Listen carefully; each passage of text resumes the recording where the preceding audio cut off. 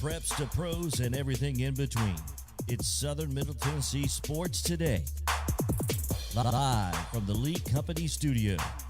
With the Hall of Famer Mo Patton, here's Chris Yao. Good Monday afternoon. Welcome in. Southern Middle Tennessee Sports Today, presented by Mid-Tennessee Bone & Joint. Live from the Lee Company studio, I'm Chris Yao, joined as always by Mo Patton. JP Plant in studio with us here, and glad to have him back.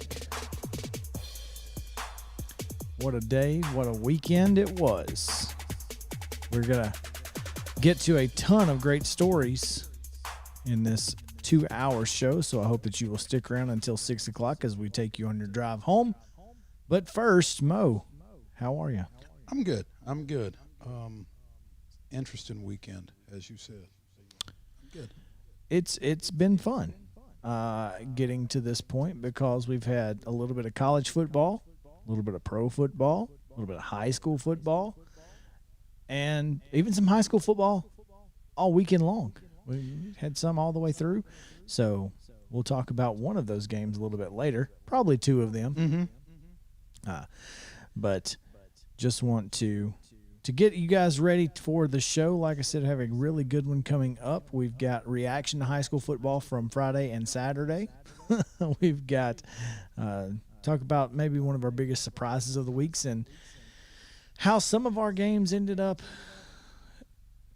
in weird situations. It all got crazy at some point.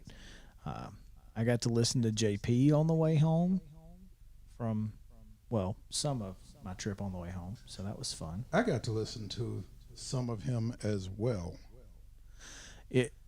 I had my AirPod in during the game, and I would turn it on occasionally just to maybe try to catch a score or two, and just to see what was going on in his world.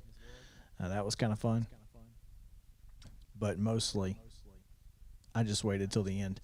Although there was one station that took our pregame show but didn't have the scoreboard show on, and I thought that was odd. But whatever. We need to call them and be like, hey, appreciate the pregame show, but maybe they had a curfew. Maybe. I don't know. It was wild. But anyway, we'll talk about the Braves. We'll talk about high school football. We've got Olin Buchanan of TexAgs.com. He's going to continue our SEC football preview as we have 3 to go. We'll also get some reactions from college football's first weekend, the soft launch.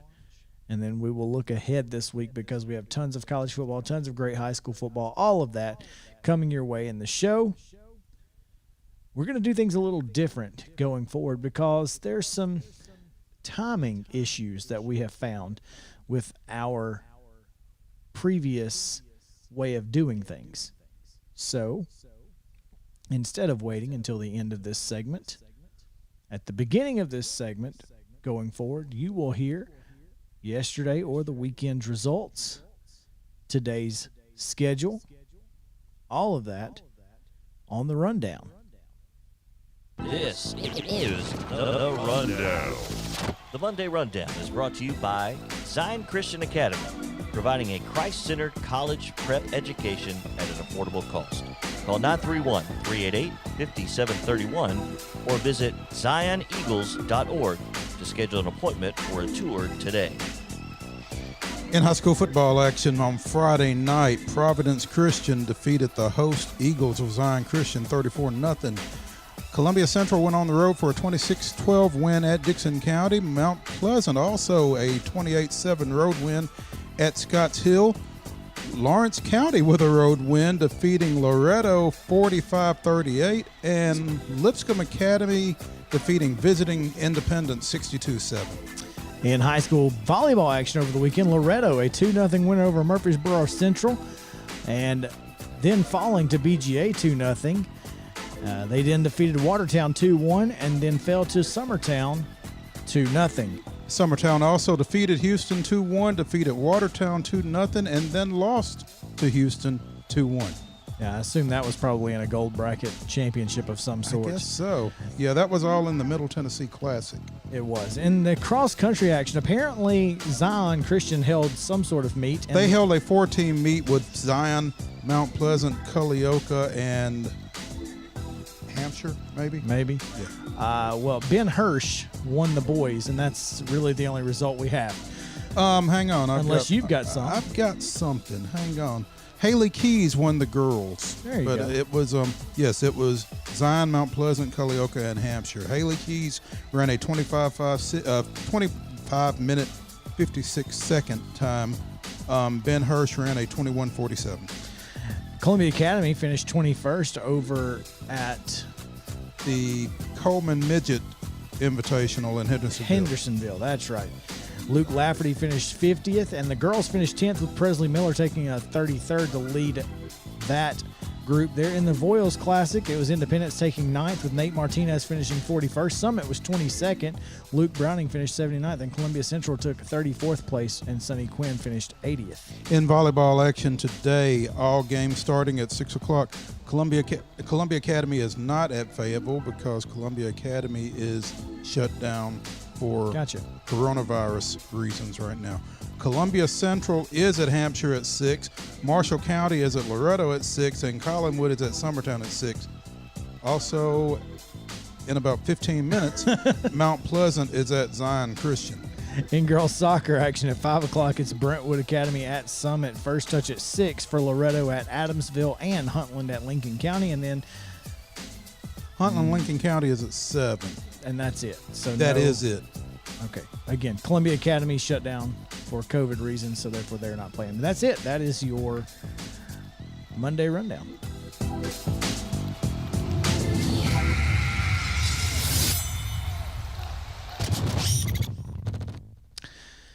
All right, let's go with top stories. What do you say? Because one of these is nuts. But let's start with I think two of them are nuts, well, yes, but one to a greater degree.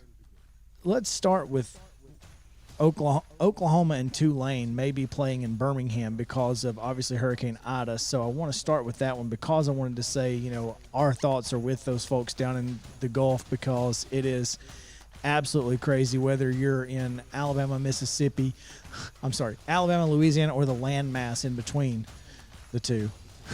Do you remember that when the Weather Channel put landmass instead of Mississippi? That was brutal. Anyway, I have to give Where was this game supposed to have been played? Tulane, I guess. Tulane That was hosting Oklahoma? That's what. Yeah, that's from what I understand. Yes. Wow. So Whoever their AD is, kudos to them for getting Oklahoma to come to their place. It's a shame it's not going to come off.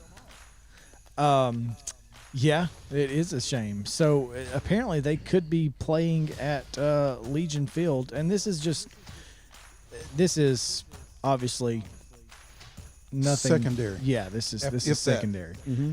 So anyway, we'll see what happens there. I don't expect. When's the last time a game was played at Legion Field? Whenever UAB played last. Oh, okay, so they played there last year. at Okay, UAB, yeah. okay, my bad. But they still play the bowl game there? They did. They normally do. They did not play it. They didn't last play it year, last I year? don't think so. I don't think there was a bowl game there last year. I don't so- think there was either. But yes, typically they do play the bowl game there. I can't imagine they're going to continue playing the bowl game there if they have the other stadium available. I don't know why you would play it at Legion Field if you didn't have to. Right. But anyway, so that could be interesting. But let's get in. It's Monday. The weekend's been crazy. It's not Wednesday, but these things are wild and wacky because apparently ESPN was duped into showing a high school football game that involved a team that had not only lied about D1 offers for all the players on their teams, and they said they had D1 offers for like double digits. They only had 35 players, and they had played a game on Friday night. 2 days prior. This is the most nutso story that I've heard out of high school football. I mean, I don't know what the. I think that this will bear more looking into because it's not going to go away. This team, Bishop Sycamore, out of Ohio, They played at Canton in Hall of Fame Stadium, played against IMG, which is their first mistake. well, they wanted that smoke. Apparently, for whatever That's more reason. than we can say about some people. You know, this is the same IMG that came up here and played Ravenwood Yeah. last year. I mean, And whipped them. yeah, and IMG has 9 top 300 guys in their senior class, 10 top 300 juniors, 19 total. 19 in the next 2 recruiting classes. I'm looking at an article on awfulannouncing.com here. That's where I got most of my There's also information. one on yahoosports.com. But Bishop Sycamore lost this game 58-0, playing for the second time in 3 days, like you said, with 30 to 35 kids. And Most of them playing both ways, apparently. after having just played on Friday night. Both ways. And this team went 0-6 last year, apparently, Scored 40-something points total. and was outscored by like 160 Oh, yeah. points It on was the a bunch. year.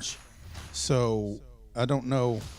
And to ESPN's, and I certainly don't want to be an ESPN apologist, the network has been upfront in saying that all of the games for the Geico kickoff are booked by Paragon Marketing. Paragon has been ESPN's partner on multiple events across different sports and high school programs. And So- none of the announcers, Tom Luganbill, none of them have made any bones about this. They basically no, said, they look, called this is it not good. and they did it during the game. Anish Sharoff and Tom Luganbill actually worked that Oakland game. Madison Ridgeland game on Saturday, and That was a lot easier to prepare for, I bet. I would say, and there were certainly more prospects in that game. Although, and as I said at one point on Saturday, enough with the recruiting. I mean, I guess that's why some people are watching it. It's just the easiest thing for them to talk about because Lugs is a recruiting guy. Well, that get is exactly why they're doing that. That's what he knows. That's why they're doing the games. It's because it is all about their ESPN 300 recruiting. That's exactly what it's for. I get that. I don't have to like it, No, you don't. and I don't. True. Hey, we got about a minute and a half left, so I want to move on to the next story because, but I do want to say that kudos to ESPN for at least calling it out and not trying to make excuses outside of we didn't book the game. Yeah. Real quick, like I said, 60 seconds. Is Logan Paul a legitimate boxer or is he a sideshow? Let's get him against a legitimate boxer and see. Find out. That's what I'm asking you. Is he a legitimate boxer? Do you think he could fight a legitimate boxer right now and be competitive? Nope. I don't think so either. Now, don't get me wrong. Let's get him against Deontay Wilder. No, that is not the same weight class there. No, you're trying to get the man killed. Well- you're trying to. What's that line? If he dies, he dies. He dies. He dies. No. I mean, that's probably not his weight class. You're probably right. It probably would be a fair fight. But I mean, that was the first guy I came up with. Yeah, no, nobody else. I don't think he is either. I think he deserves to be at these sideshow fairs. I don't think he's a. I don't, but hey, if he's making money, he's making money. Yeah, and that's what it's if about. folks are willing to fight him, I guess, and hey, Go have for at it. All right, y'all. We're going to talk more high school football on the other side of the break. Stick around. Southern Middle Tennessee Sports Today returns right after this on WKOM and WZYX.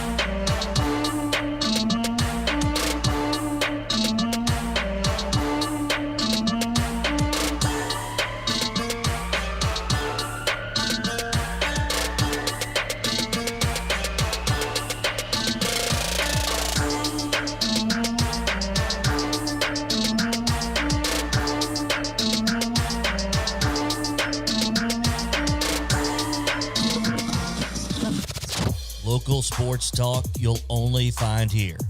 It's Southern Middle Tennessee Sports Today. Live from the Lee Company studio with the Hall of Famer Mo Patton, here's Chris Yao. Welcome back in Southern Middle Tennessee Sports Today, presented by Mid-Tennessee Bone and Joint. Glad to have you guys with us here again on another week of Southern Middle Tennessee Sports Today, the show. Hey out there, if you're watching on YouTube, we appreciate you. Also to those of you on Twitter, Teresa Gilmer, hello. Thank you for watching. Let's talk a little high school football. What do you say, Mo? Let's do it. Gotta react because, well, and I'm just going to ask you, but before we do that and get to our big surprise of the week, I want to tell you about Jason Egley because he's a great guy. He is a great guy. And we're going to tell you why he's a great guy here in just Who a is? Me? I'm going to tell you? Sure. Yeah, Sounds like a I believe plan. so.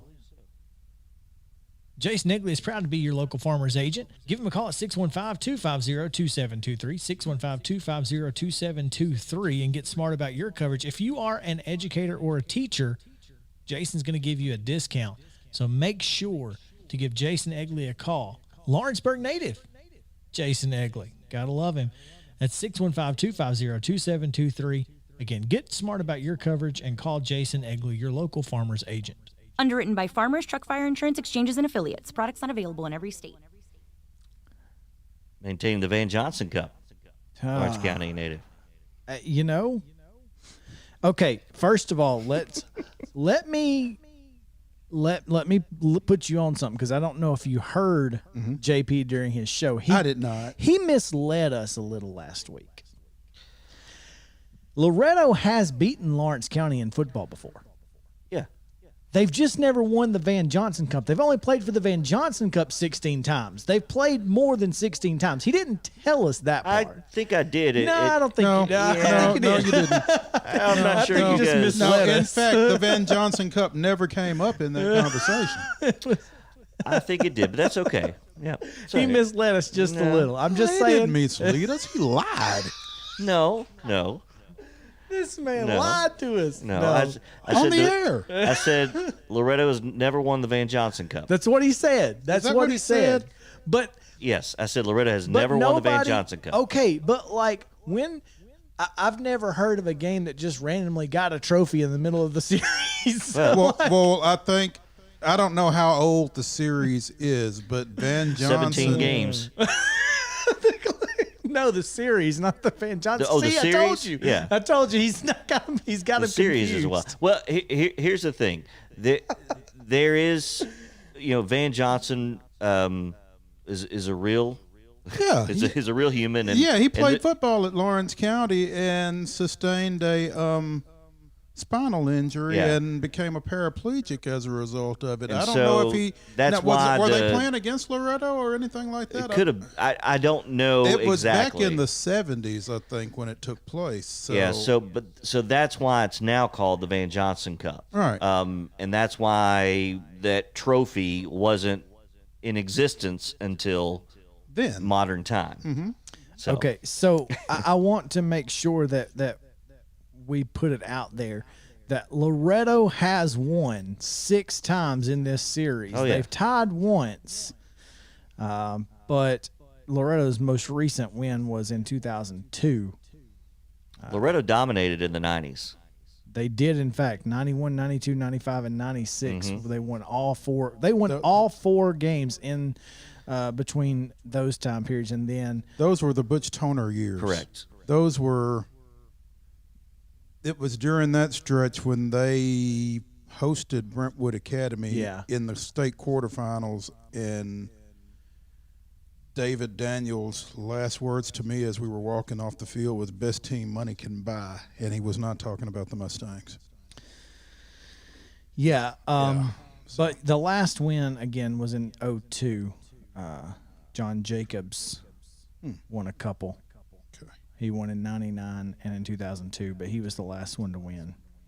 All right.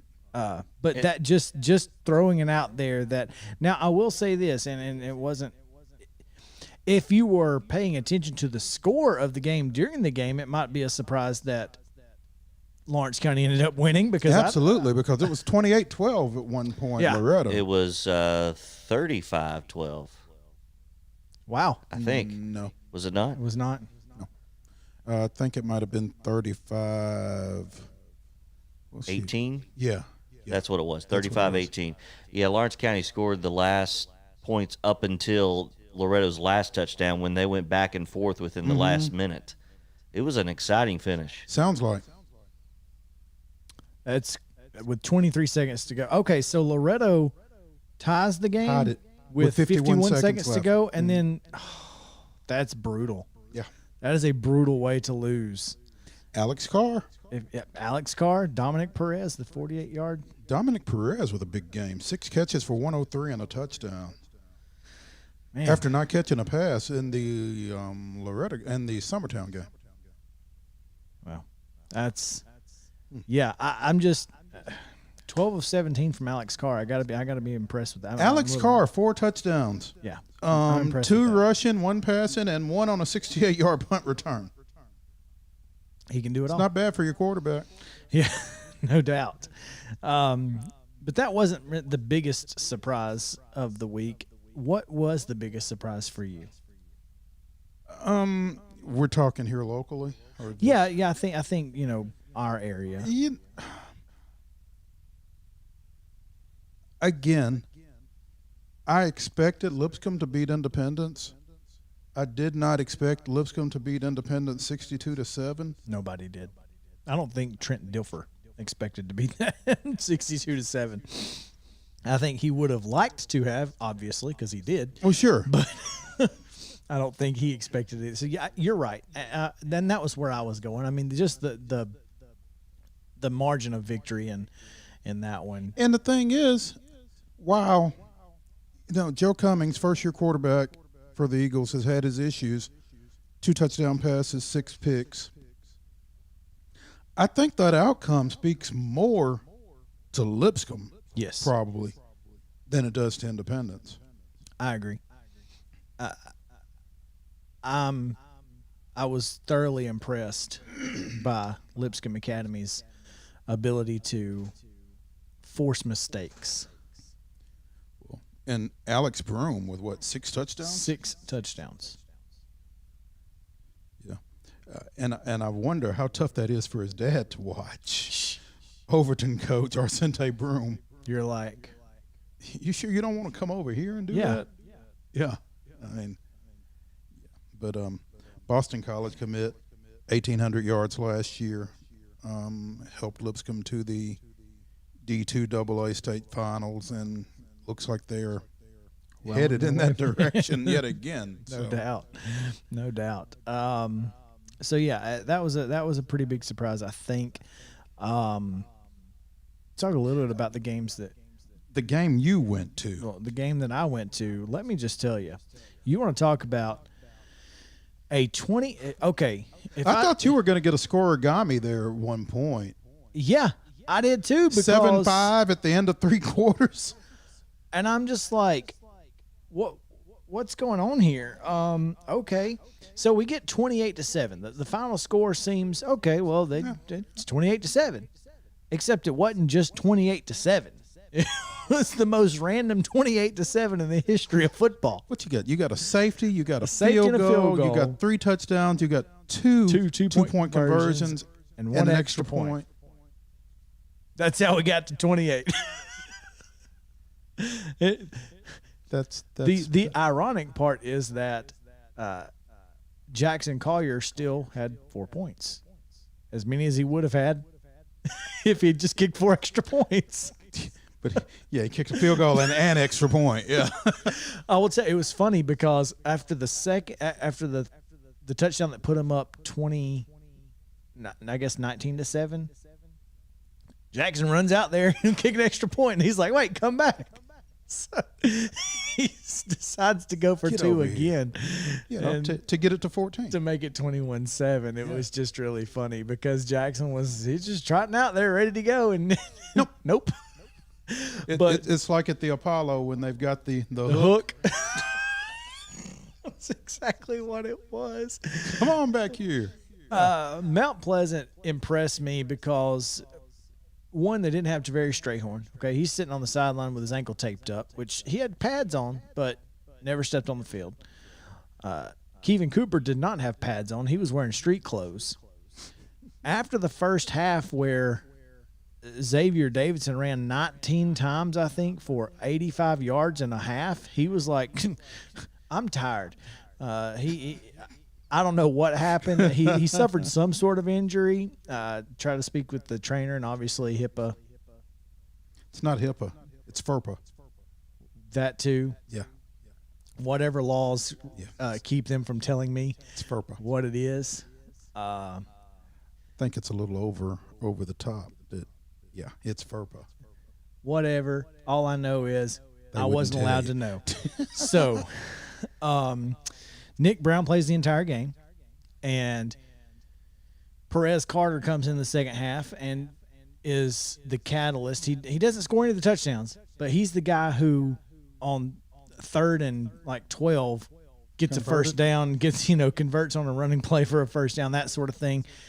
But none of this is possible without the Mount Pleasant defense being just insanely good. And Gavin Alderson with 3.5 sacks. I think he had 6 tackles for loss, and he's the one who had the forced fumble and the safety. He had a forced fumble and a safety on top of Jeez. all of the other things that he had going on. So Okay. impressive job by that young man. Just want to give him all of the accolades that he deserves, because had it not that defense absolutely just destroyed Scotts Hill from the beginning. From the beginning? They held Scotts Hill to negative. What was the total? Let's see, negative 7 yards rushing in the game on 31 carries. That's tough. And that was a lot of getting to the quarterback force, and it wasn't just quarterback sacks. I mean, there were a lot of negative plays. So good job, Mount Pleasant. Congratulations to them. Nick Brown, the 10 of 15 line doesn't really show you how much he struggled in the first half, because it wasn't just throwing the ball. I mean, everything was kind of happening really fast for him. But once he settled down coming out of halftime, he looked like a different kid. And Kit Hartsfield said he grew up a lot Friday night, and I think he did. So let's talk about the game you went to real quick, because I want to know how much wing T John Moore ran. Quite a bit. I think if Luke Usselton can go 5 of 7 for 48 yards every week, they can be successful. I think you're right, because when they can move Q Martin, Caden McCoy, and Christian Biggers around back there, and they ran all 3 of those guys at wing, and they ran all 3 of them at the single setback, and got a lot of misdirection and that kind of thing out of that. And Jordan Davis as well played lined up at a wing. He had 3 carries for 63 yards and a touchdown. They've got some explosion there, and when the defense that John Moore was so concerned with because of all the people that they didn't have, you got a pick 6 for your first score. Adrian Hidalgo gets a 74-yard interception return to the 1, set up another touchdown. That was his second interception in 2 games. So they're really opportunistic over there on defense, even without some of the guys that they were without. Now, they'll be getting some of those guys back. One in particular they will not. We'll talk more about that later. But good balanced performance on both sides of the ball for Central. That's what they got to have. They've got to have not necessarily balance on offense, but they've got to be able to force defenses to respect the ability they have to complete a pass 10, 15 yards downfield. If they can do that, they'll be successful. Well, when I said balance, I mean offense Sure. and defense. But Right. yeah, they've got to present the threat of throwing the ball. And with the guys that they have, they only have to hit a couple to back you out, and then they can go back to doing what they do. yeah. So I'm nice win for them. It was a good win for them. I think, going forward. It's going to give them a little confidence, obviously. And, Dixon County's not been great over the last couple of years. They've got some pretty good personnel, though. But they've got a couple guys who are really, really good. So I'm impressed by this win, and I'll be looking to see how they follow it up against Franklin County. And I know you folks down there are worried about it too. So we'll keep you updated. When we come back, we'll talk about the Atlanta Braves' big win over the weekend. So stick around. Southern Middle Tennessee Sports Today returns to the Lee Company studio right after this.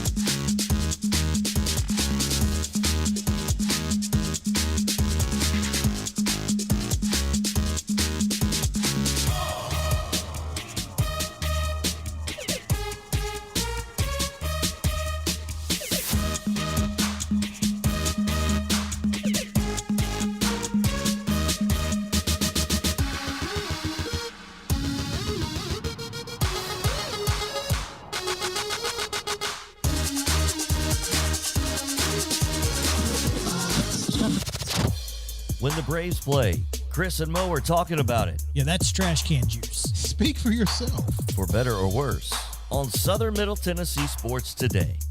Back to the Lee Company studio. Yep, they're fans too. Here's Chris and Mo. Welcome back in Southern Middle Tennessee Sports Today, presented by Mid Tennessee Bone and Joint. Chris Yao, Mo Patton, JP Plant, here for you to talk a little Atlanta Braves baseball. And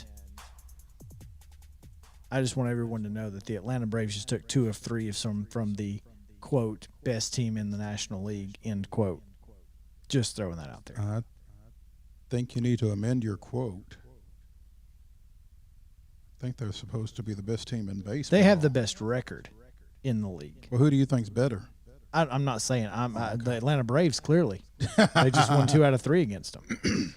And here's the thing is they won 2 out of 3 on the back half of the rotation, which gives me great pleasure in knowing that I know our top 2 guys can go with anybody in the league. Now you're telling me our back 3 can too? That's a good point. Okay. That's a good point. Okay, let's go. Let's start. Can we start the playoffs today? Well, it would be nice because right now the Braves are 18-6 for the month. 18-6. That's insane. That's awesome. It's been fun to watch. Oh, no doubt. See if they can continue it. So did you get you a nap today? I did not get a nap today. I did yesterday. Neither though. did I. So this 9-10 start at Chavez Ravine is going to be kind of tough. I still got time between now and then. I'll get home at 7, take a quick nap, wake up at 9:10, be good to go. Eat you a little dinner. That'll help you with your nap. Yeah, eat you a little dinner when you get home. Eat a nice dinner, take Yeah. a little nap. Yeah, that's cutting it a little close, bro. You wake up and it's like 4 in the morning. It's like, And then what you're like, happened? crap. That is the danger zone. You try to go to sleep at 7, 8 o'clock. 6 or 7. Oh, Yeah, it's done. brutal. Yeah. Yeah, it is Braves danger zone. 70-59 after this series win over the Giants. The Dodgers come in at 82-49. Again, a 9-10 start on Bally Sports South. Is it not on ESPN tonight? It might be. I don't know. I think they're the Monday night Even if it Nitro is, game or whatever. I don't know if I'm going to watch it on ESPN unless I don't It have is a in choice. fact on ESPN. Does that mean it's not on Bally? That's a good question because it was on Bally and TBS yesterday. So I don't know. 7:55 pregame on WKRM 103.7 WKRM. We don't want to watch this anyway because Julio Urias is pitching and that dude just dominates us every time he takes the mound. Well, it ain't just us. 14-3 with a 3.17 ERA. No, yeah, but every time I see him pitch, Yeah. he's dominating. So Him I'm and just those like, goggles. I know, and I'm Single-digit pitchers. It all flies in the face of everything. Drew Smiley 9-3 with a 4.54. Takes the ball for the Braves. Again, Atlanta won 2 of 3 over the weekend. 1-6-5, lost 5-0, won 9-0 yesterday. So I think they got a shot. so I'm gonna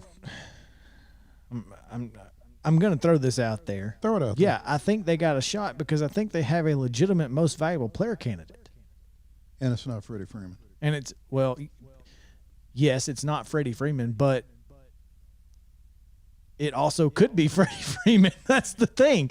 I think we've got 2, maybe 3 legitimate. I mean, Ozzie Albies out. If Ozzie hadn't been forced to hit leadoff, I think Ozzie would be in there. Well, he's still got 80-something ribs at the top of the order. It leads the team. Yeah.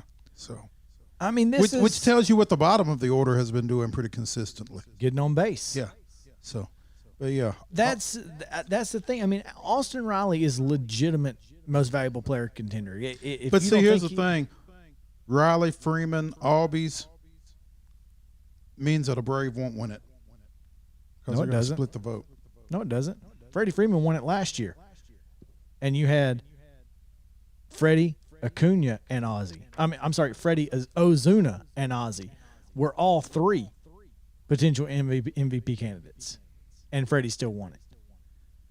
So yes, but no. We'll see. We'll see. I'm just here to say that Austin Riley, whether he wins MVP or not, He deserves to be in the conversation. he's in the conversation, and that is a huge, huge upgrade from what we thought we had at third base 6 months ago. Yeah. I mean, him getting thrust into the 4 spot and the way he has come along. And I think he has exceeded expectations. I think there's any question there. I think he's gotten to this point a lot quicker than anybody would have expected, if they expected it at all. And, we were reminded over the weekend that there were those in Braves country that were in favor of trading him to Miami for JT Realmuto. He and Mike Soroka together. Ooh. Yeah. Making it true, once again, what they say, that sometimes the best trades are the ones you don't make. That's right. So through 15 games this year, Riley was hitting 182 with a 456 OPS. Since then, since April 18th, Riley's hit 317 with 28 homers and 963 OPS. Over that span, he ranks third in batting average, trailing only Trey Turner and Nick Castellanos, second in homers behind only Tatis, and third in OPS behind Tatis and Harper.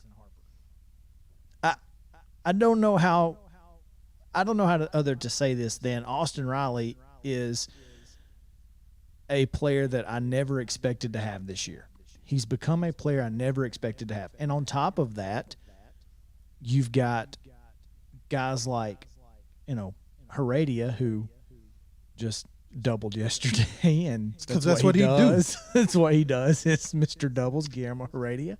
It's almost like, and here's the thing, and I absolutely hate the way Brian Snitker manages his teams. I hate it. Bringing in Tyler Matzik to face one batter, even though he got to 2 because he walked one. You brought him in to face one guy, a left-hander. You brought in Rodriguez in a 5-0 game for whatever reason.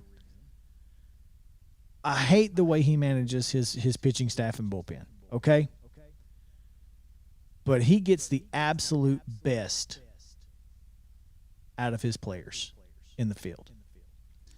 What would you like? I mean, you didn't want him to bring Tomlin in a 5-0 game, did you? No, but I don't want you to bring Matzik in to get one out in a 3-0 game. I need Matzik in the 7th or 8th. I don't disagree with you. I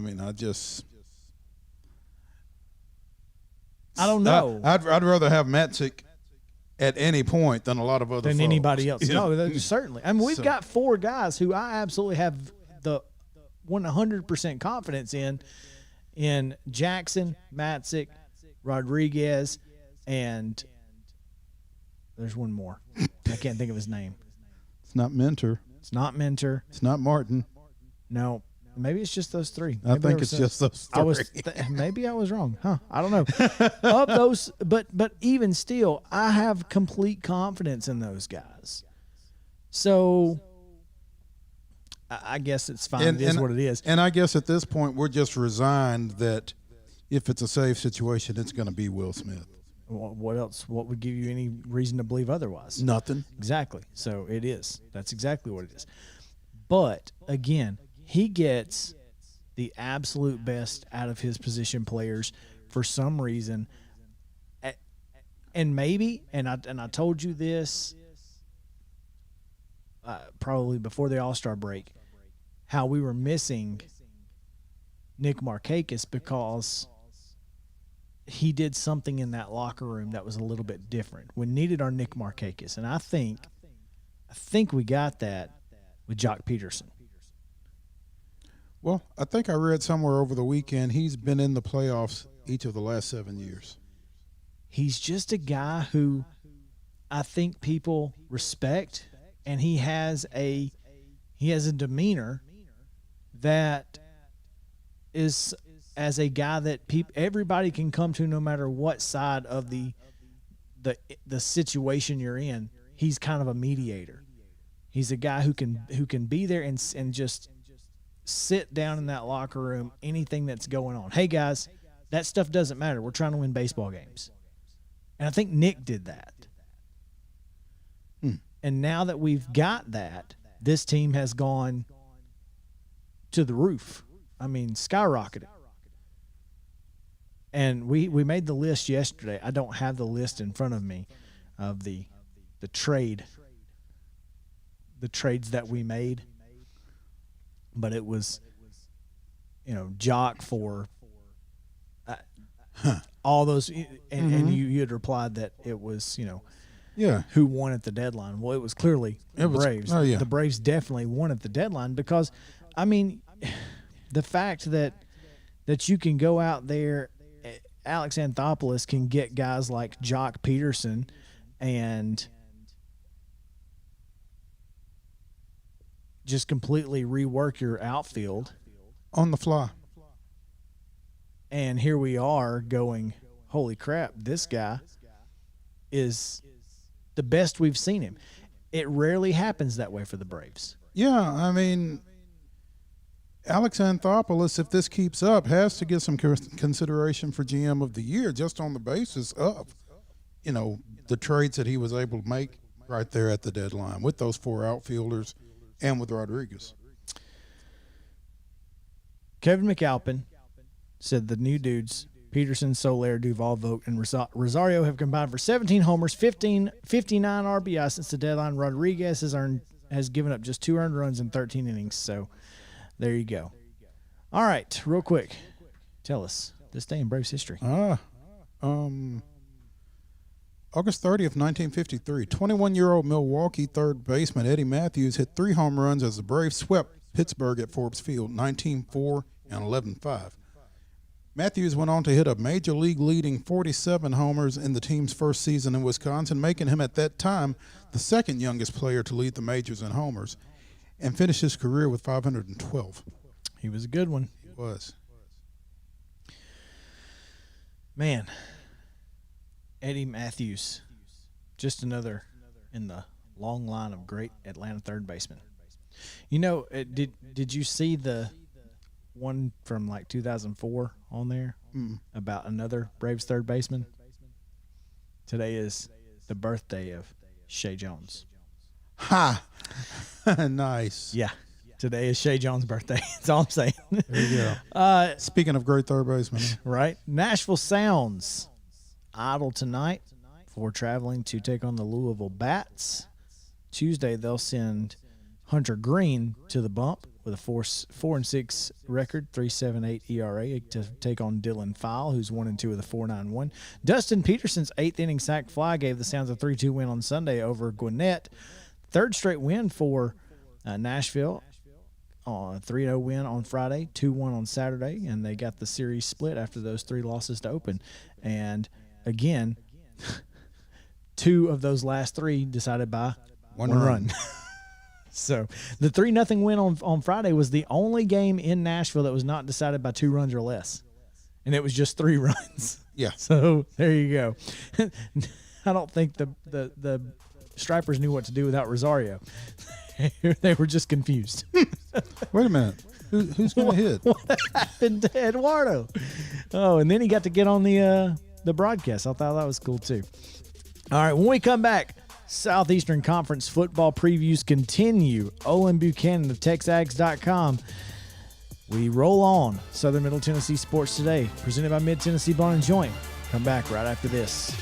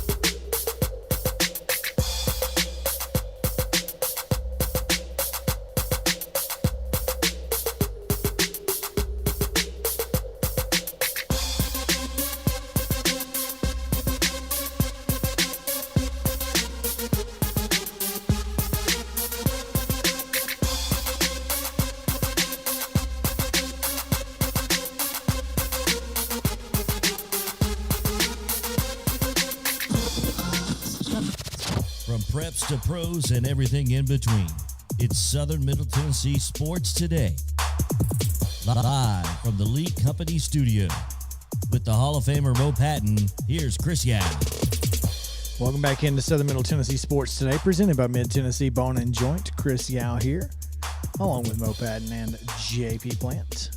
Glad to have you along with us here on this Monday edition of our favorite sports talk show that originates in Columbia, that airs from 4 to 6. It's the best one that there is. There's no question there. Welcome into our friends down at WZYX 94.5 The Eagle in Franklin County. Also, all of our folks on Twitter and YouTube and wherever else you may be seeing this, hopefully on Facebook. I have no idea. I haven't checked it. We are excited to have all of you with us as we continue our Southeastern Conference football previews. Just 3 to go as college football officially kicks off for most of us on Wednesday night. Okay, most of you on Thursday night. For me on Wednesday night. I'm trying, man. I'm trying really hard to push this UAB agenda that I have. I will tell you this. That UAB J-State game Wednesday will probably be every bit as entertaining and probably more so than anything we saw this than weekend. Nebraska, Illinois was. Or anything else we saw this weekend, to be honest. Nebraska, Illinois was only entertaining in the train wreck that apparently is Nebraska football right now. Yeah, and we're going to get into that a little bit later this hour for sure, and I can't wait to do that because it's going to be a lot of fun. Right now, we're going to talk to Olin Buchanan of TexAgs.com as we talk Texas A&M and preview the Aggies, who certainly expect to be among the contenders come December. So I'm looking forward to this one. Olin, thanks for joining us, man. Well, no, thank you very much for having me on. I appreciate it. Yeah, Olin. As Texas A&M heads into this season, Chris and I were fascinated with a list that we saw on Twitter earlier this year projecting the top running backs, top draft-eligible running backs for 2022, and two of the guys on the list were ex-UT guys, but the number one guy on the list resides there in College Station. I guess it all starts for you guys with Isaiah Spiller. Yeah, Isaiah's a pretty good player. Jimbo Fisher likes to use the running back, and he used Isaiah Spiller a lot last year. Ran for about, I think it was 1,039 yards. He didn't start the year as a starting running back. He was behind Aniyah Smith, but he came in against Vanderbilt in the second half when A&M wasn't playing very well and ran the ball extremely well. So I think that made Fisher kind of reconsider and decide to move Aniyah back to receiver where he played as a freshman. And Isaiah just took it on from there. He's not the fastest guy in the world, but he's fast enough, and he cuts well, and he runs with power. So, they're definitely happy to have him. They're going to use him. And both those guys got some preseason All-SEC love. Obviously, Spiller, first team preseason All-SEC, and Smith, second team as a return specialist, third team receiver. So anytime you can get your best guys on the field, I would imagine that's a good thing. Yeah, it sure was. In fact, that was one of the reasons I think that A&M started to take off last year. Spiller had a really big game against Florida. In that game where A&M upset, I think Florida was ranked number 4 at the time, maybe 3, somewhere around there. And A&M upset them, and Spiller was a big reason why. He had a big run on a fourth down where he trucked Ventrell Miller and turned into a 19-yard touchdown. And then Aniyah is just that guy that just does a lot of things well. And that's why they felt like they could put him at running back. But he's just that kind of guy that, if you can move him to running back, he'll be a good running back. You put him at receiver, he'll be a good receiver. He's really, really good in the slot. That's probably his best place. He's a guy that hadn't returned a punt for a touchdown yet, but he's been close several times. So, in fact, I think I would think if Jimbo Fisher was forced to tell the truth, he'd say Inas is his favorite player on the team. And, kind of reminds me of, I don't know if he has Kadarius Toney, the guy from Florida. I don't know if he has his frontline speed, but he's very elusive, and they're very similar in the way they produce. CollegeFootballNews.com says that Ainias Smith is the best offensive player that the Aggies have. So if Jimbo were to say that, he would not be alone and in that assumption. Yeah, and he was a 3-star guy that committed late. I think his brother is in the NFL, played for he was that guy that was, I think, at Alabama, then transferred to Georgia. And I can't think of his brother's first name right now, but I think he's with the Bears. Gotcha. I think the success that Texas A&M is going to have on offense has to come and start at up front on that offensive line, where they gave up just 7 sacks last year, nearly 5.5 yards a carry, and 21 touchdowns running the ball. How does this year's offensive line stack up against last year's? Well, that's going to be the big key. Only one starter's back. Of course, that starter is All-American Kenyon Green, who's moving from left guard, it looks like, to right tackle. And then they'll have either a Tennessee transfer, Jameer Johnson, or a true freshman, Reuben Fothery, starting at that left tackle spot. Anytime you have 4 new starters in the offensive line, you're going to scratch your head and wonder how well they're going to play, especially replacing what was probably one of the 2 or 3 best offensive lines in the country last year. I'll say this, and it may sound crazy, but I think A&M individually, all right, I'll repeat that, individually will be better in the offensive line than they were last year. Now, does that mean that they're going to be they're going to play as a cohesive unit as well as that one last year did? I don't know that. We'll have to wait and see. That team that line was really good at recognizing a stunt, blitzes, and things like that. Who's supposed to come off of who and pick up somebody on a run blitz or whatever. That they had seen it all. But I'll say this: I truly believe that when it's all said and done, that more players on this offensive line this year will eventually be drafted into the NFL than was on last year's, because there was only one. But that said, that doesn't mean that they're going to play as a group as well. That's why individually they're better, but more talented. But they're going to have to play. They're going to have to prove they can play as a group as well as that team did last year. Speaking with Olin Buchanan of TexAgs.com. Olin, I know Jimbo would slap anybody for saying this, but the front half of your schedule looks relatively manageable, I guess.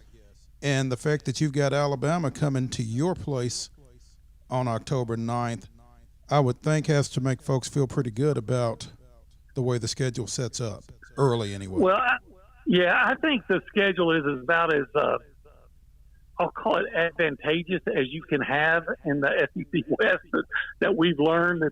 It's never easy, but you think they're going to beat Kent State on Saturday. I know I'd bet on them, and then they go out to Colorado, and I think I'll take just about any SEC team against the Pac-12 team right now, and then they come home for New Mexico. So there's a good chance they start 3-0. They go up to Dallas to play Arkansas, and I don't know what it is, but for some reason in Arlington, Arkansas always gives A&M a hard time. So you don't take that one for granted, and you like your chances, but you sure don't take it for granted. And then Mississippi State comes back to Kyle Field after that, and we've learned around here in the past just not to take anything that Mike Leach brings into Kyle Field for granted, because he gave the Aggies a lot of trouble when he was at Texas Tech. Right.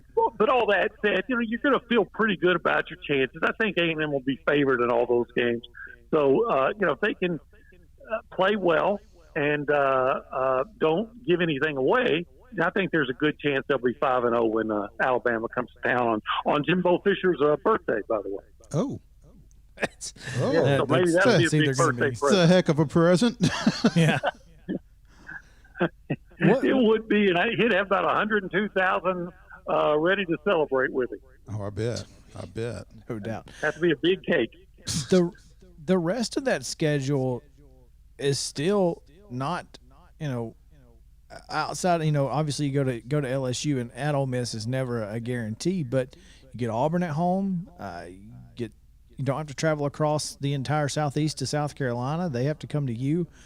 It really feels like this is a pretty good schedule overall. And again, this team believes that they should be right there in the thick of things come December 4th. Yeah, they definitely have a chance. And like I said, the schedule is as advantageous as you would hope it to be. The last 2 years they've played Georgia and Florida, so they don't have to worry about either of those teams from the East. So now Missouri going up to Columbia, Missouri after a week after playing Alabama, that could be a trap. But you at least feel like you're going to go up there with better talent. So the opportunity is there. You look at that Alabama game and think, what if? Sometimes you have to remind yourself that Alabama has lost before. So maybe this is going to be A&M's turn. There's that. There's been some unique ones in there. Ole Miss a couple times. Stranger things have happened. You're right. Auburn's got them a couple of times. LSU got them a couple of years ago. So maybe A&M even pulled it off once about 9 years ago. Maybe they're due. Right. Defensively, this team has got to be. They're just loaded. Well, they do have 9 starters coming back, and on top of that, some super seniors who aren't starters but play a lot. They think they've got as good a defensive line as anybody in the country, with the Marvin Leal, who's been projected as in these early mock drafts for whatever they're worth, he's been projected as high as the number 3 player taken. So they feel really good about where they are there. They've got the entire secondary coming back, so they got better as the season went on. They were starting a freshman at corner named Jalen Jones. I think by the time he's done here, he'll be as good a corner as probably as they've had since Aaron Glenn. I don't know if you remember that guy's name, but he was a real good guy here, played for the Jets for a long time. So they've got a lot of optimism about the defense. They were ranked 9th in the country last year at the end of the year, and that's with playing against Mac Jones and playing against Kyle Trask and playing against Sam Howell.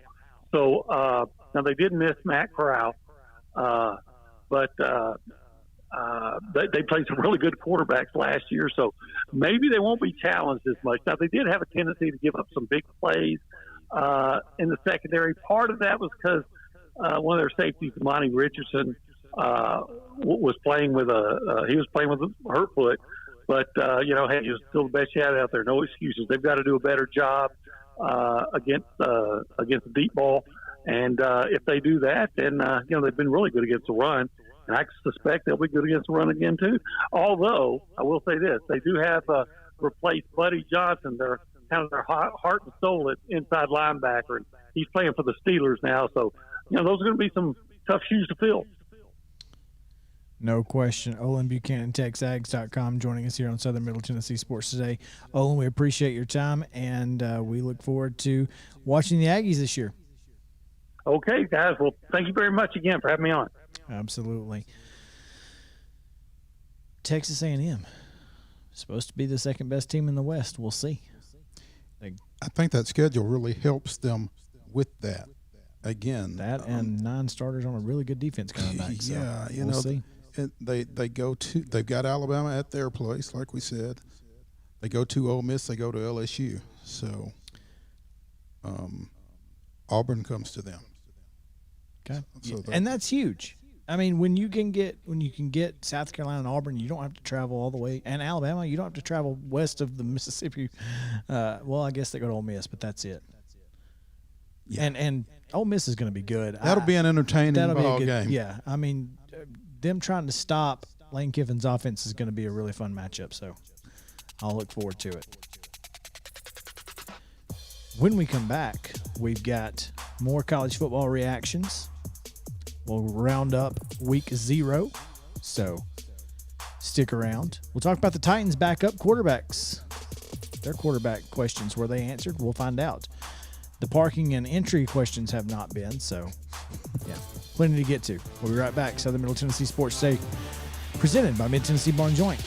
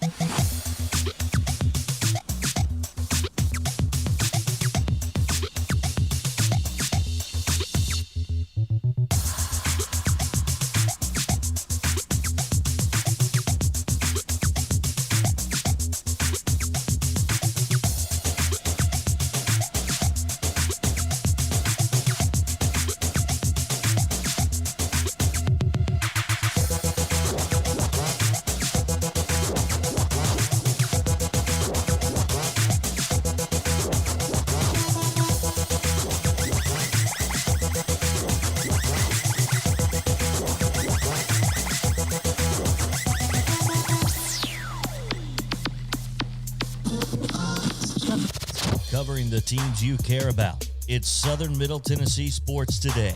Once again, live from the Lee Company studio with the Hall of Famer Mo Patton. Here's Chris Yao. Welcome back into Southern Middle Tennessee Sports Today, presented by Mid-Tennessee Bone and Joint.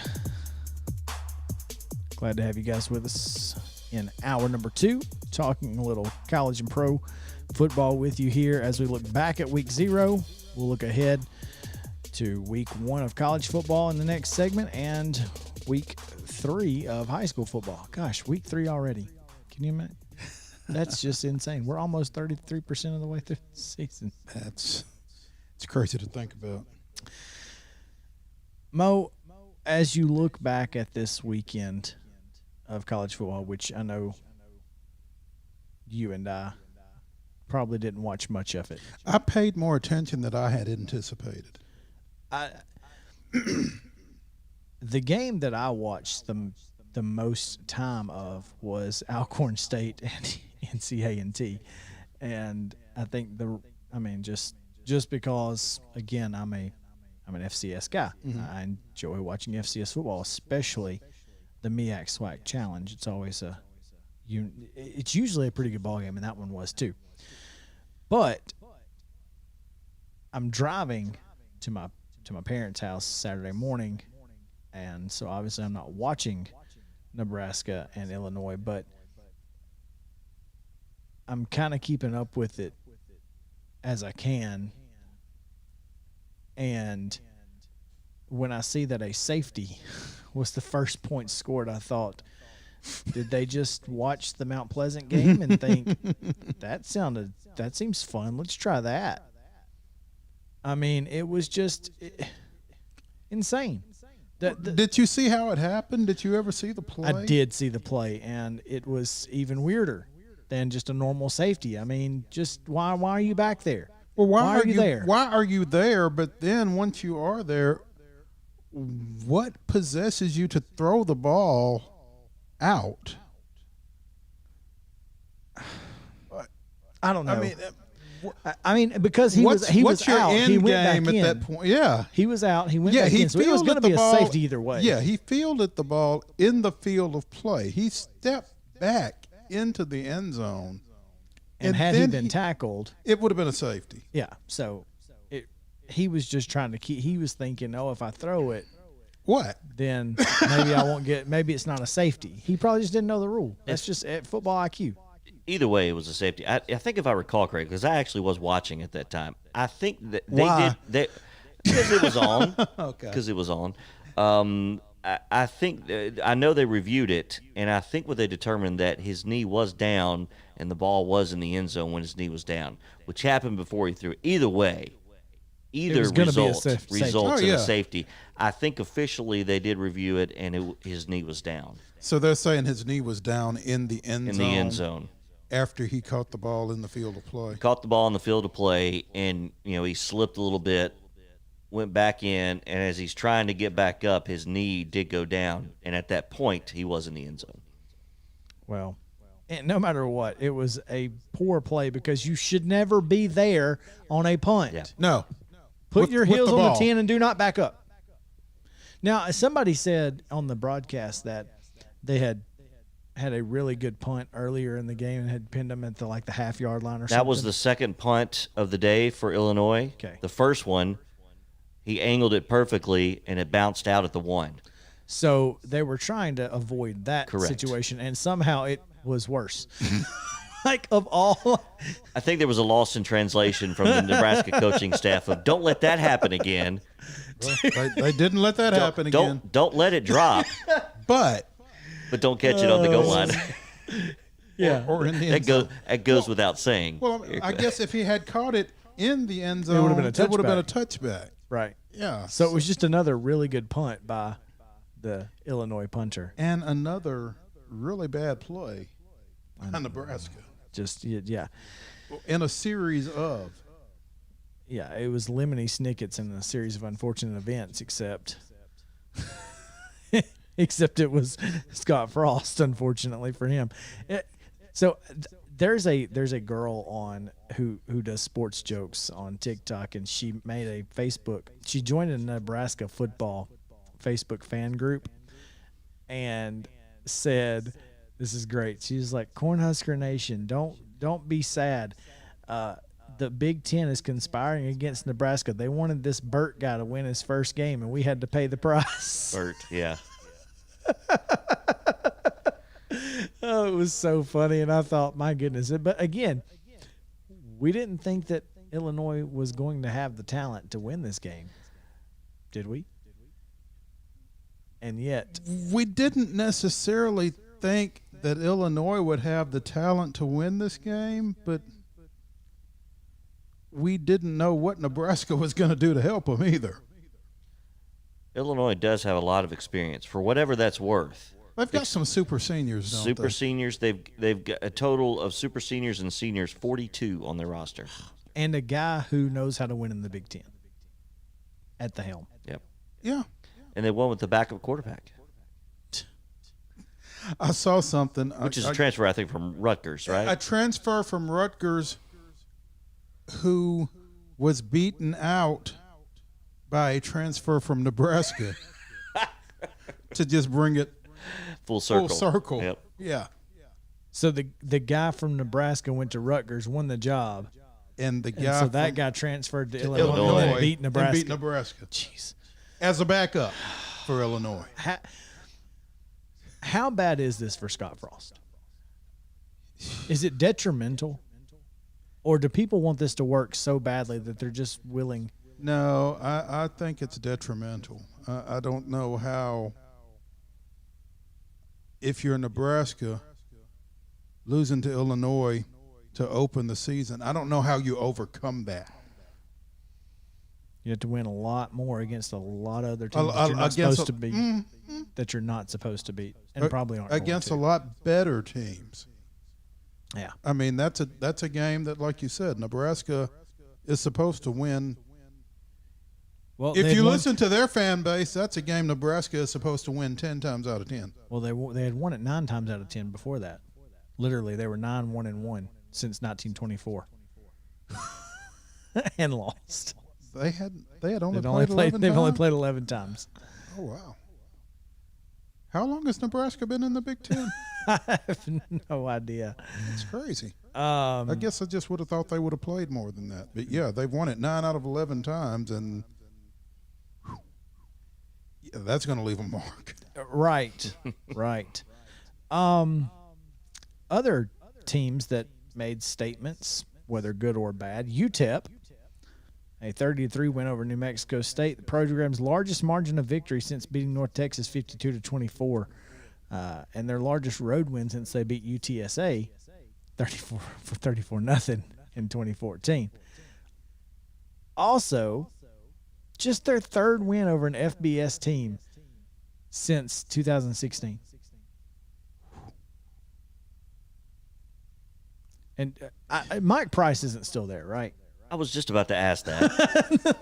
Who's the head coach at UTEP? It can't be Mike Price. I don't know who it is. I don't believe so. Dana DeMille? Yeah, Dana DeMille. Okay. That's good. Yeah, Price has got to be, what, in his 70s by now, right? Yeah, At least? he's got to be done. I hope. Dana DeMille was named football coach in 2017, so this is his 4th year, and he's won. He has fewer wins against FBS teams than years he has coached the team. So that's not ideal. UConn made a statement, but not in a good way. 107 yards of total offense. They lost 45-0 to Fresno State.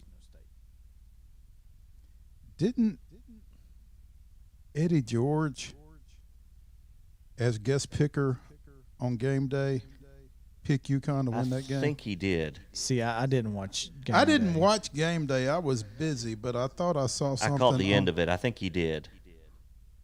UConn didn't play last year. They did not play last year. They look like it. It was obvious. You wonder if they're playing this year, huh? Yep. They still haven't played. Yeah. Is there, as we move on, because I don't care to Yeah. keep talking about UConn. Yeah, we don't need to talk too much about that one. Is there anything that makes you think Chip Kelly at UCLA might be turning a corner? Not based on the Hawaii game. See, I think Hawaii's not bad. I don't think Hawaii's a bad Group of 5 team. They're just, I mean, they're not anything The score special. surprised me.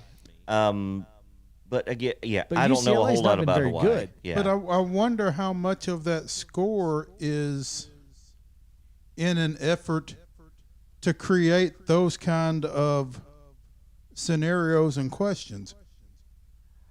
Get some good vibes going by Well, maybe beating a team pretty badly. Maybe he's trying to, people to get people to show up to the Rose Bowl because they sure didn't on Saturday.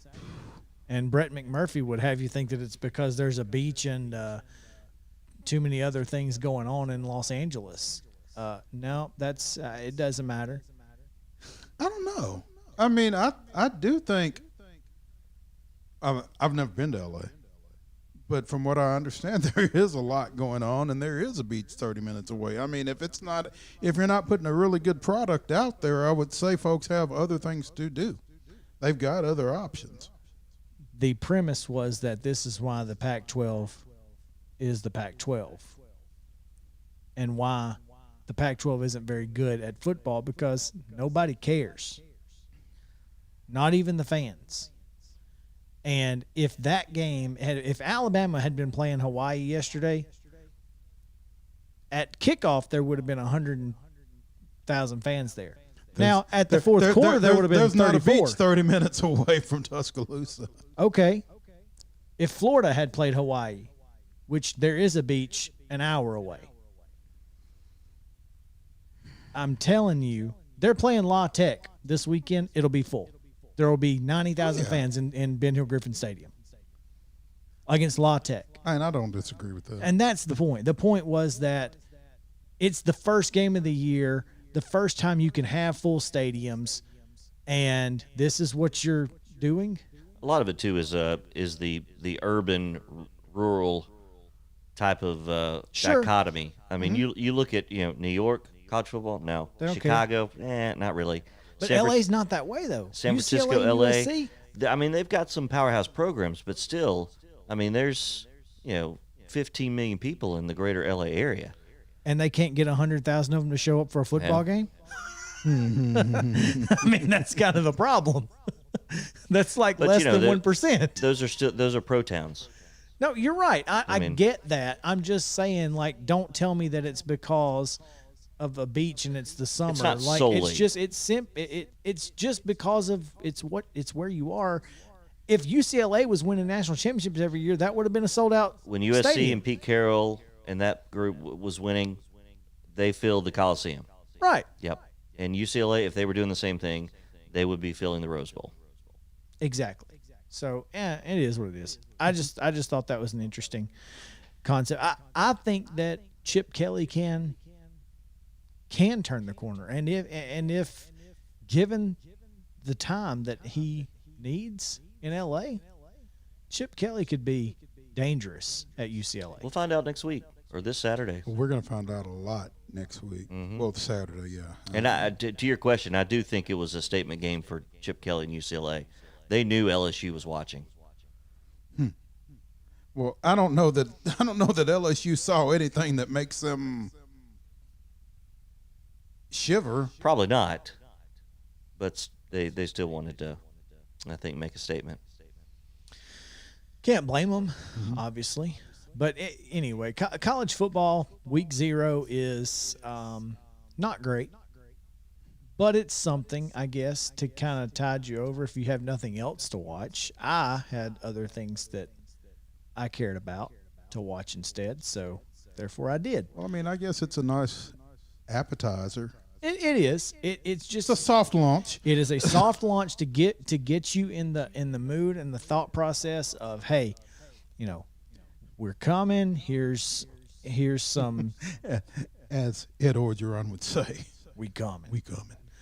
And that's all it was. Take it for what it is, and if you can do that, then you're excited for this weekend. Sure. And I'm pretty sure that I'm not going to be moving at all Saturday or Sunday or maybe even Monday, because I don't see it happening. I can tell you what I might be doing is making JP fire up the Traeger this weekend. I have thought about that. Let's just invade him. And taking a trek down to Yeah. the Berg. Soup. Hey, and Soup, we're coming. bring, We're coming. Will Soup be there? I just told him we're coming, so Okay. All right. we'll stick around. We'll talk Titans on the other side. Southern Middle Tennessee Sports Day returns after this.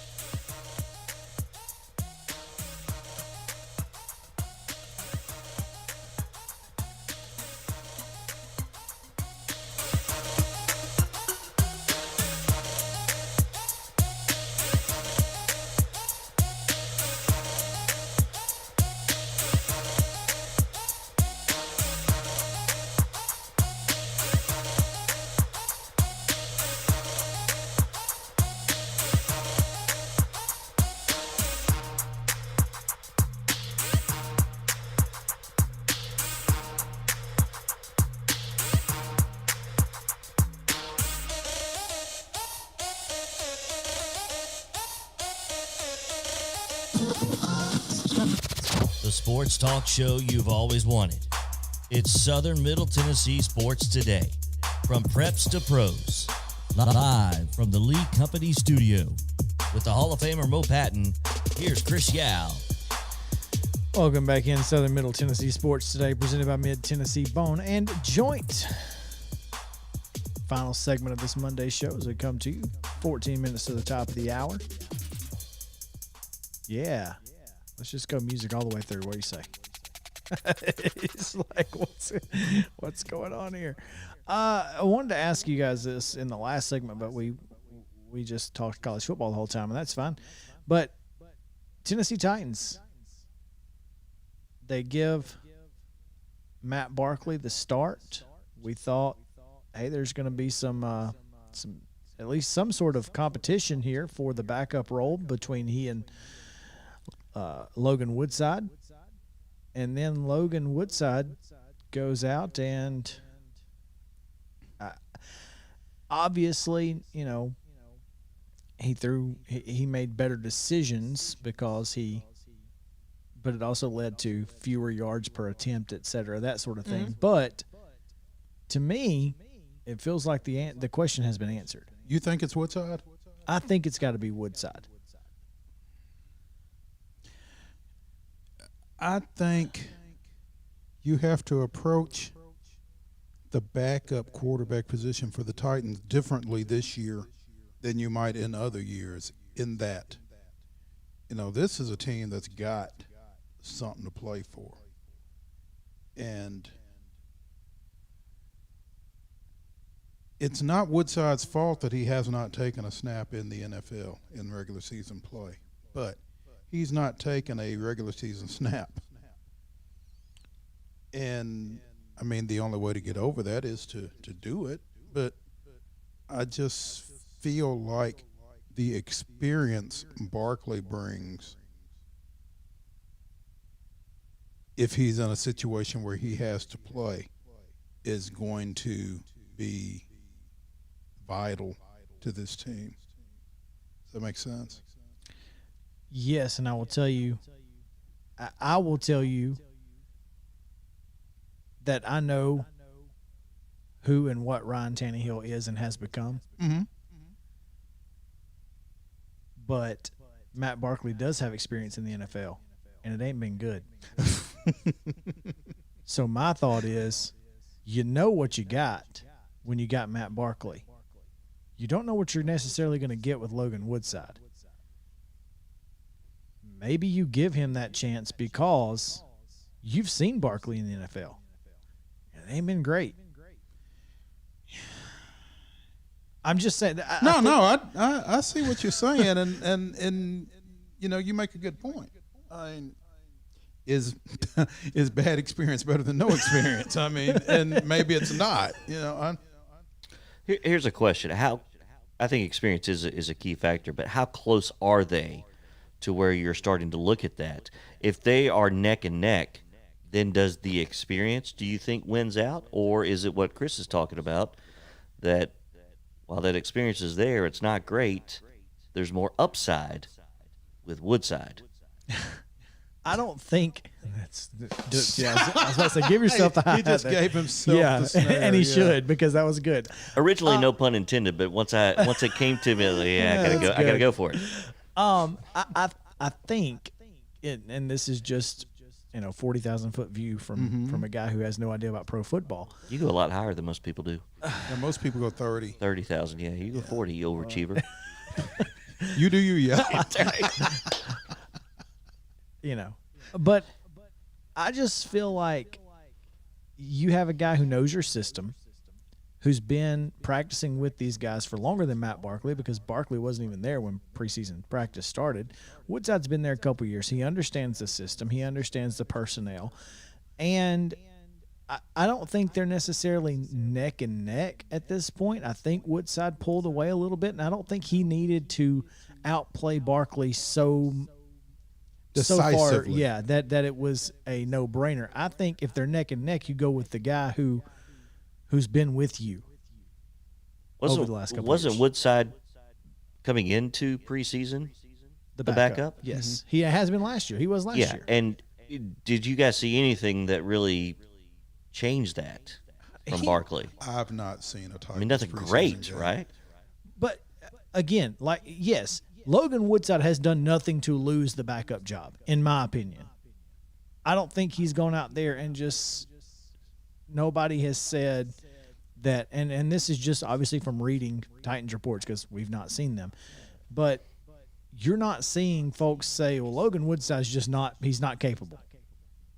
No, I don't think anybody thinks that. So I think the question is who's more capable. I don't think the question is whether he's capable. I don't think you can answer that question until he's in that situation. Do we know the cost of either? I would think Woodside Probably would be. similar. Well, here's the thing. I think, in just listening to other people talk about the situation, I think they're probably going to both get kept, and you can put Barkley on the practice squad with a veteran exemption. I think Woodside has to go through waivers and would get picked up. The thought is that Atlanta and Arthur Smith would love to pick Well, Woodside especially up if he especially hits now the that streets. McCarron is out for the year. Yeah. So there's that. And I'm sure they would. So I don't think it's. I think Logan Woodside is going to be the backup quarterback, and I think that it's probably as good, if not better, than Matt Barkley. I don't necessarily have an issue with, Woodside as the number 2. I mean, I just wanted to ask the question if you guys thought that this weekend made a major decision, but it doesn't appear that Barkley played his way out of it either. Right.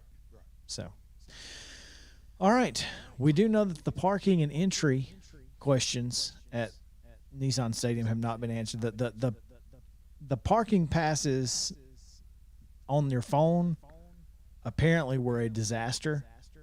And then folks trying to get in the stadium, they only had like 4 of the security gates open, which I don't think that's going to happen during a regular season game. I assume that they just didn't expect a bunch of people to come for a preseason game, and they only had half the staff there. But I did see that the Titans were hiring staff, so maybe they just don't have enough people, which would not be good for that home opener whenever that is. Well, they still got 2 weeks, though, right? They do. Yes. I mean, what are we talking 2 about? weeks from yesterday. 2 weeks from yesterday. So, I mean, they still got time.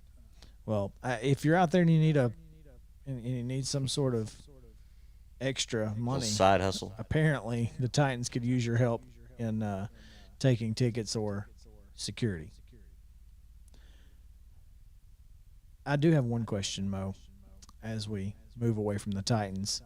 As I'm scrolling through Twitter, As you're wont to do. and I am, is Guillermo Heredia, is he the guy who greets everybody that comes off the bus and the first thing he teaches them is the sword swash? That would be my guess. I think he's like, that's his job, right? That's his, yeah. So, okay. So we got rid of panda hugs for Heredia's sword. Well, I know the sword was there before, but like that's Yeah. his thing now. Like Yeah. he's the one who's teaching everybody the sword. yeah. Because, I mean, this guy actually ran onto the field with literal toy swords. So, which was probably the greatest thing I've ever seen in That Major was League pretty Baseball. hilarious. Baseball's a fun game. Come on. Well, Baseball it's is a fun game, and and a lot of these people enjoy playing it, and I love that they do. I just thought that was funny. I don't know. Looking ahead this week, high school football action, tons of great games coming your way, but apparently 8 of them not at this point. At least eight. 8 games so far eight today, and it's just Monday. have been canceled due to COVID, so obviously not ideal. Other than that, though, some pretty good games across the state. I wanted to talk about some of the games that, but I can't find the the Main Street Preps top 25. So I'm that's- sitting here looking at it. well, It's I'm glad also- you can find it. It's 'Cause, also on that proof that you were looking at a second ago. well, I was looking at it online. I wasn't looking at it. But you're right. I guess I could look at it from the newspaper that will be coming out on Wednesday There if you go. haven't The second one. looked at it. Yeah, what are some of the games that you think across this area are looking really interesting to you? Summit Brentwood. Obviously, Yeah. that's Yeah. kind of a big deal. That's kind of a big deal. I think that Smyrna Hillsboro game is going to be really good. Hillsborough really needs a win under their new coach, Anthony Brown. They've lost their first two. I can't remember who they were to. Pope Prep beat them this past weekend, I believe. Mm-hmm. Can't remember who they lost to last week. Station Camp. Yeah, Yeah, so they're 0-2 out of the gate. I think that'll be a good one against Smyrna. They host Smyrna, so is that their first home game at the new stadium? It may be. If so, that could be a huge atmosphere, really cool for them. Could be a huge atmosphere. Could be a huge emotional game because I don't think they've played at home on campus in, 3 years maybe? I bet you those seniors may not have ever, maybe their freshman years, maybe. It's been a while. Yeah. So Pope Prep and Father Ryan this week. the Bishop's Cup. That's going to be a really fun game as well. Obviously, Springfield 2-0, boasting offensive coordinator Bronson Bradley. Yep. They got another big one this They take weekend. Who is it? Northeast. Yeah. So yeah, that's a huge one. They win that that rivalry against Clarksville last week. I'm looking forward to this, and then of course it's college football week 1. There's nothing better than college football week 1. What game, Mo, are you most looking forward to this week? I'm really wanting to see this UT Bowling Green game just to see what Hypel's going to put on the field. See if They named their starting quarterback today. they did name their starting quarterback, and I'm a little surprised. I'm not gonna lie. I'm a little surprised that Joe Milton. Mm-hmm. Mackenzie Milton. No. Sorry, Joe Milton is the quarter. I'm surprised. Did you think it was going to be the Virginia Tech kid? No, I thought he was going to lose for the future, and apparently he's not trying to lose for the future, which is fine. Not trying to lose at all. Well, if you're going to lose, and they're going to lose a lot this year, lose for the future. Just a personal opinion, but hey, who am I? I am really looking forward to Wisconsin Penn State. I know I'm in SEC country, but I like watching Wisconsin play football, and I like James Franklin. I like to watch his teams play football, so I think that's going to be a really good football game. And it's the big noon kickoff. So I'm not familiar enough with the schedule just yet past Thursday. well, Indiana, Iowa on the Big Ten Network. That's going to be a good one. Alabama, Miami, Louisiana. There we go. Louisiana, Texas. Florida State, Texas. Notre Dame, Texas losing to Louisiana would make me happy. LSU, UCLA. That I'm looking forward to that Alabama-Miami game. And maybe Georgia Georgia, Clemson. Maybe Georgia Clemson. Will those all be on at the Plant Estate? Oh, yeah. Oh, yeah, they will. Okay. And if not, we're taking TVs with us. All right, y'all stick around. We'll come back tomorrow, 4 o'clock. Southern Middle Tennessee Sports Day returns tomorrow. Stick around.